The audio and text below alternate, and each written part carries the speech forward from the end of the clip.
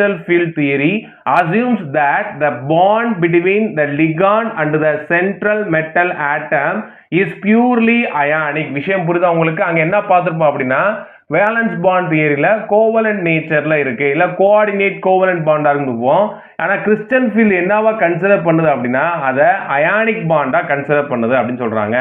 That is, the bond is formed due to the electrostatic attraction between the electron-rich ligand and the electron-deficient metal. So மெட்டலுக்கும் லிகாண்டுக்கும் இடையில கூடிய அந்த electrostatic attraction தான் அவங்க ionic அப்படின்னு சொல்றாங்க. நல்லா தெரிஞ்சுக்கோங்க, வேலன்ஸ் பாண்ட்ல கோஆர்டினேட் கோவலன்ட் நேச்சர் அப்படின்னு சொல்லியிருப்பாங்க. இங்க என்ன பண்றாங்க அப்படின்னா கிறிஸ்டல் ஃபீல்ட் தியரியை பொறுத்த வரைக்கும் அது ஒரு அயானிக் நேச்சரா இருக்கு. ஏன்னா எலக்ட்ரான் ரிச்சா இருக்கக்கூடிய லிகாண்டுக்கும் எலக்ட்ரான் டெஃபிஷியன்ட் இருக்கக்கூடிய மெட்டலுக்கு இடையில அந்த எலக்ட்ரோஸ்டாட்டிக் அட்ராக்டிவ் ஃபோர்ஸ் இருக்கறனால இதை பியூர்லி அயானிக் அப்படின்னு சொல்றாங்க.